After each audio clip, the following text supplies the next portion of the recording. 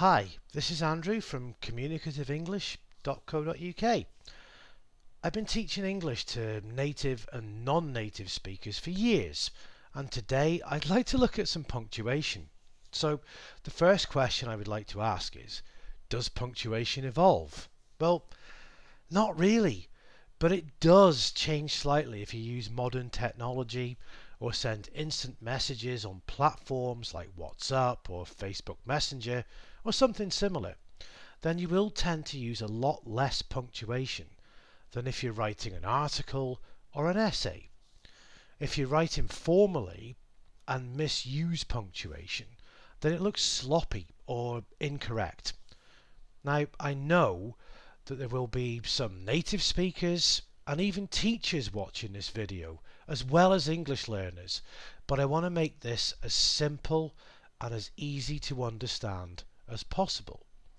So punctuation, well, it helps to clear up ambiguity. That means it helps to clarify the meaning of what you're writing. So punctuation is fairly fundamental when conveying your message in English and in many other languages too. And different languages have different punctuation conventions. For example, in Spanish, I'm going to say we because I'm a Spanish speaker, we put a question mark or an exclamation mark at the beginning of the sentence and at the end. But because it's at the beginning, the reader knows what's coming. It's a great idea, especially when you're reading out loud from a script. But English doesn't do that. So in today's video, we're going to take a look at the apostrophe. I'll make it simple, how to use it correctly, and where and when to use it. I'll take the punctuation books and put all that into real English with some examples so you can understand this. But before we dive into this, I want to show you what's called the grocer's apostrophe. This is an apostrophe which is used commonly but incorrectly and normally when making a plural of a noun being a naming word. Here's an example on screen.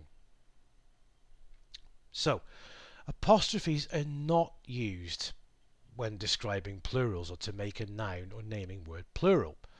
That is when describing more than one of something. If you want to make a plural, then in English you just generally add an S on the end of the word. There are some exceptions and I'll explain that in another video.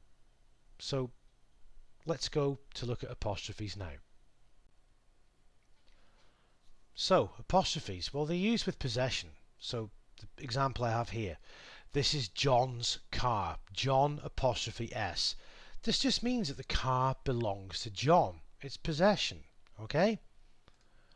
They're also used with contractions, so making a word shorter.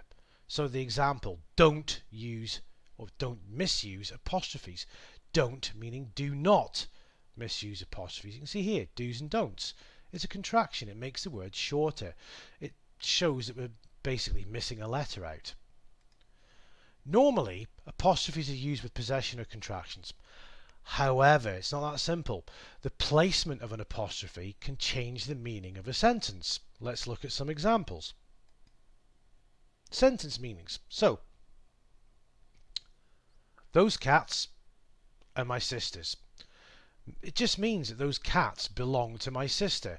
I have one sister and they are her cats. Those cats are my sisters. Sister apostrophe S. Those cats are my sisters. Sisters then the apostrophe, meaning that I have more than one sister and those cats belong to them. Okay? Now, those cats are my sisters, no apostrophe. This means that I have feline siblings. These cats are actually my sisters. Yeah? So, for the grammar part, nouns, naming words, plus apostrophe, it just shows who owns something. Like my sister's cats. The cats belong to my sister. She owns them. Now, nouns, naming words, can be singular or plural. So plural, there's more than one. Those cats are my sisters. It means I have more than one sister, as I said, and those cats belong to them. Proper nouns also work, as in John's car, the car belonging to John. And what about nouns ending in S? Well, there's no real sort of hard and fast rule here. It's quite stylistic depending on the style you want to use. However, it's best to do it the way I've shown on screen. As in, these are James's cats. James apostrophe. James is a noun which ends in S. So the cats belong to James. Put the apostrophe at the end of the noun or naming word. And what about pronouns? Okay, pronoun, well, it's a word that can be used instead of a noun or naming word, but they have possession built into them in English. So it's his cat. So that means the cat belongs to him. Now, it is its. That's a contraction. His is the pronoun, and it already has possession built in. So we don't need an apostrophe at all, just in the contraction. So that leads us on to its with an apostrophe or its without. Well, its with an apostrophe is a contraction. It's a shortened version of it is, as in my example here, it's hot outside. It is hot outside. So it's with no apostrophe is a possessive word like his or hers. So the example I have, the sun was so bright, its light blinded me. There's no contraction here. We're not using it is. This is just a possessive, and the possession is built into the word its with no apostrophe, and the light belongs to the sun. That's the meaning here. So now you can see, and there's the grocer's apostrophes again. So back to me in the video. And back. As usual, all the links are in the description. If you found this useful, then you can reserve or book classes with me, or just simply buy me a coffee. The links are down below.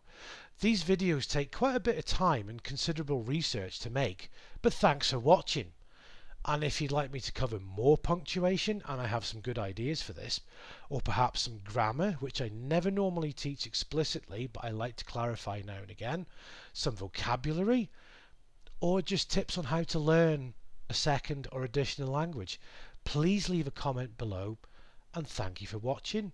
I'll see you next time. Bye bye.